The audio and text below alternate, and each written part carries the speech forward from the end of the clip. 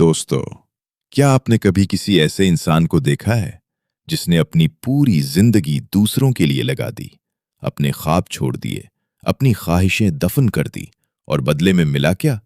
बस खामोशी, बस फरामोशी। आज मैं आपको एक ऐसे इंसान की कहानी सुनाता हूं जिसे दुनिया ने याद नहीं रखा, मगर जिसकी वजह से हजारों जिंदगियां बदल गईं। बात है आज से 30 साल पहले की, पंजाब के एक छोटे से गांव में, जहां सड़क कच्ची थी, बिजली कभी कभी आती थी और स्कूल का मतलब था एक कमरा, एक ब्लैक बोर्ड और टूटी हुई बेंचें। इस गांव में एक नौजवान आया। नाम था रहीम। उम्र थी सिर्फ 25 साल। हाथ में थी एक पुरानी साइकिल और कंधे पर था एक झूला जिसमें कुछ किताबें, एक डायरी और बहुत सारे ख्वाब थे। रहीम ने लाहौर से बीएड किया था। उसके दोस्त शहर में अच्छी नौकरियां कर रहे थे। कोई प्राइवेट स्कूल में था, कोई कोचिंग सेंटर चला रहा था। मगर रहीम ने कहा, यार शहर में पढ़ाने वाले बहुत हैं, मुझे वहां जाना है जहां कोई नहीं जाता। और वो आ गया, चक नंबर 47, एक ऐसा गांव जहां आखिरी उस्ताद 2 साल पहले छोड़कर चला गया था। जब रहीम पहली बार स्कूल पहुंचा तो उसने जो देखा उसका दिल बैठ गया। कमरे में छत का आधा हिस्सा टूटा हुआ था। बारिश के निशान दीवारों पर थे। बेंचें इतनी पुरानी थीं कि बैठने से टूट जाएं। और बच्चे? सिर्फ 12 बच्चे आए थे पहले दिन। बाकी सब खेतों में थे या घरों में, क्योंकि गांव वालों का यकीन उठ चुका था स्कूल से। एक बूढ़े ने रहीम से कहा, मास्टर जी, आप भी छोड़ जाएंगे, सब छोड़ जाते हैं। रहीम ने मुस्कुराकर जवाब दिया, चाचा, मैं आया ही इसलिए हूं कि सब छोड़ गए थे। रहीम ने अपनी तनख्वाह के पैसों से पहले स्कूल की मुरम्मत करवाई, नई बेंचें खरीदी, ब्लैक बोर्ड पर रंग करवाया। फिर वो घर घर गया, हर उस बाप के पास जिसका बच्चा स्कूल नहीं आता था। किसी ने कहा, हमारा बच्चा खेतों में काम करता है, पढ़कर क्या करेगा? रहीम ने कहा, भाई, पढ़ेगा तो खुद फैसला करेगा कि क्या करना है, नहीं पढ़ेगा तो हमेशा किसी और का फैसला मानता रहेगा। किसी ने कहा, लड़की को पढ़ाने का क्या फायदा? रहीम ने कहा, भाई, एक पढ़ी लिखी मां पूरे खानदान को बदल देती है। आहिस्ता आहिस्ता 12 बच्चों से 40 हो गए, 40 से 80। मास्टर रहीम का स्कूल गांव की पहचान बन गया। मगर दोस्तों, ये सब मुफ्त नहीं आया। रहीम की तनख्वाह बहुत कम थी। सरकारी स्कूल में इतना मिलता था कि बस गुजारा हो। उसने शादी भी देर से की, क्योंकि पहले स्कूल फिर सब कुछ। जब बीवी आई, नीलोफर, तो उसने पहले दिन घर देखकर पूछा, ये गांव कितने साल रहना है? रहीम ने कहा, जब तक जरूरत है।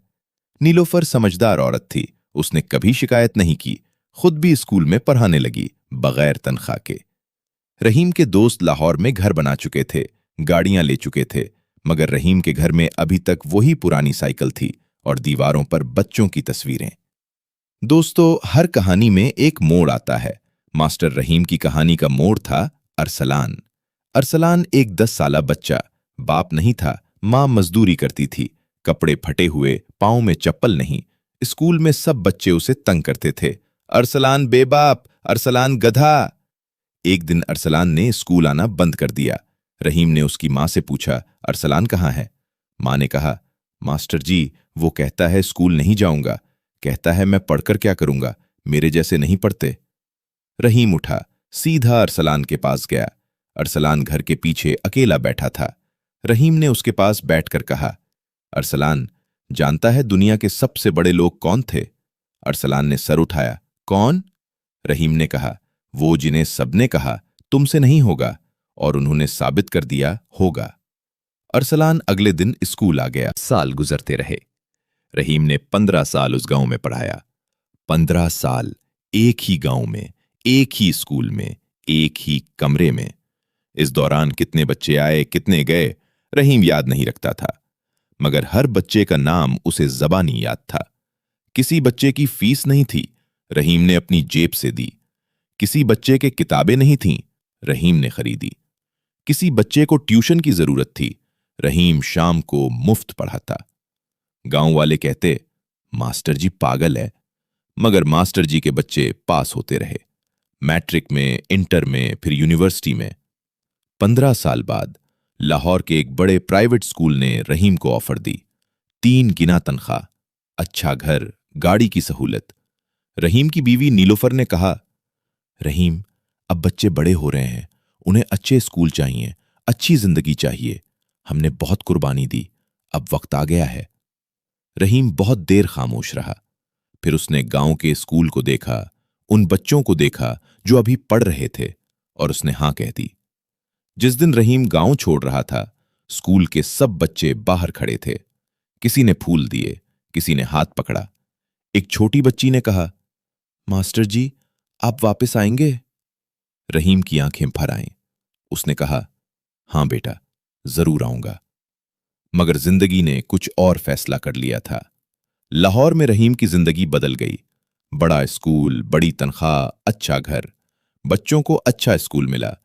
नीलोफर खुश थी, मगर रहीम के अंदर कुछ था जो ठीक नहीं था। शहर के स्कूल में बच्चे अमीर थे, फीसें लाखों में थीं। वालिदैन डिमांड करते थे, मेरे बच्चे को A+ दो, मेरे बच्चे को पहली पोजीशन दो, हम इतनी फीस देते हैं। रहीम को लगता, यहां पढ़ाई नहीं होती, यहां नंबर बिकते हैं। एक दिन एक वालिद ने कहा, मास्टर रहीम, मेरे बेटे को फील क्यों किया? क्या आपको पता है मैं कौन हूं? रहीम ने कहा, जी, आप एक बाप हैं और मैं आपके बेटे का उस्ताद हूं, और उस्ताद का काम सच बताना है, चाहे तकलीफ हो। उस दिन के बाद से रहीम की तकलीफें शुरू हो गईं। शहर में रहीम के साथ ही उस्ताद भी अजीब थे। कोई सियासत करता, कोई प्रिंसिपल की खुशामद करता, कोई ट्यूशन सेंटर चलाता, इसी स्कूल के बच्चों को बाहर पढ़ाता। रहीम अकेला था, वो सिर्फ पढ़ाता था, दिल से। मगर शहर में दिल से पढ़ाने की कोई कदर नहीं थी। एक दिन प्रिंसिपल ने बुलाया, रहीम साहब, आप बहुत अच्छे इंसान हैं, मगर यहां अच्छे इंसान नहीं, अच्छे नतीजे चाहिए। आप सिस्टम के साथ चलें। रहीम ने कहा, सर, मैं सिस्टम के साथ चल सकता हूं, मगर बच्चों के खिलाफ नहीं। 3 साल बाद रहीम की नौकरी चली गई। नौकरी जाने के बाद रहीम की जिंदगी बहुत मुश्किल हो गई।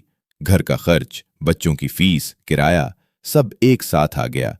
रहीम ने छोटे छोटे स्कूलों में पढ़ाना शुरू किया। कम तनख्वाह, ज्यादा काम।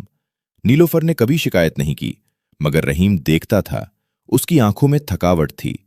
एक रात रहीम बैठा था अकेला, अपनी पुरानी डायरी पढ़ रहा था जो उसने गांव में लिखी थी। हर सफ़े पर बच्चों के नाम थे, अरसलान, रेहाना, शाहिद, मरियम, अली। रहीम की आंखों से आंसू गिर पड़े। उसने सोचा, क्या मैंने सही किया? क्या मेरी कुर्बानी का कोई मतलब था? क्या किसी को याद है मास्टर रहीम? इसी रात रहीम के फोन पर एक मैसेज आया, एक अनजान नंबर से। मास्टर जी, मैं अरसलान हूं, चुक 47 वाला अरसलान, जिसे आपने घर के पीछे से उठाया था। रहीम का दिल धड़कने लगा। मास्टर जी, आज मैं डॉक्टर हूं, लाहौर के बड़े अस्पताल में काम करता हूं। आज मेरे पहले मरीज की जान बची, और मैंने सोचा सबसे पहला फोन आपको करूं, क्योंकि अगर आप ना होते तो मैं आज वहां ना होता जहां हूं। रहीम के हाथ कांप रहे थे। फिर एक और मैसेज आया, मास्टर जी, मैं रेहाना हूं, आपकी वो तालबा जिसे गांव वाले कहते थे लड़की को पढ़ाने का क्या फायदा। आज मैं डिस्ट्रिक्ट एजुकेशन ऑफिसर हूं। फिर एक और, मास्टर जी, शाहिद हूं, इंजीनियर बन गया। फिर एक और, फिर एक और। इस रात रहीम के फोन पर 17 मैसेज आए। 17 बच्चे जो अब डॉक्टर थे, इंजीनियर थे, उस्ताद थे, अफसर थे। सबने एक ही बात कही, मास्टर जी, आपको भूले नहीं। अगले दिन अरसलान खुद आया रहीम के घर। अब वो एक खूबसूरत नौजवान डॉक्टर था। उसने रहीम के पांव छुए। रहीम ने कहा, अरे अरसलान, ये क्या कर रहे हो? अरसलान ने कहा, मास्टर जी, आज हम सब ने मिलकर एक फैसला किया है। चुक 47 के आपके पुराने स्कूल को हमने मिलकर खरीदा है। नई इमारत बनेगी, अच्छे उस्ताद आएंगे, और इस स्कूल का नाम होगा मास्टर रहीम मेमोरियल स्कूल। रहीम कुछ न बोल सका। नीलोफर कमरे में आई। उसने देखा रहीम रो रहा है और मुस्कुरा भी रहा है। दोस्तों, मास्टर रहीम के पास क्या था? न बड़ी तनख्वाह, न बड़ा घर, न गाड़ी, न शोहरत, मगर उसके पास था एक मकसद। और वो मकसद इतना मजबूत था कि 15 साल की गुर्बत भी उसे न तोड़ सकी, शहर की सियासत भी उसे न बदल सकी, अकेले पन्ने भी उसे न हराया। आज की दुनिया में हम सोचते हैं, अच्छा काम करो, फौरी इनाम मिलेगा, लोग देखेंगे, तारीफ होगी। मगर मास्टर रहीम ने सिखाया कि सच्चे काम का इनाम फौरी नहीं आता, मगर आता जरूर है। और जब आता है तो पैसे में नहीं आता, नाम में नहीं आता। वो आता है किसी अरसलान की आंखों में, जो डॉक्टर बनकर आपके पांव छूता है।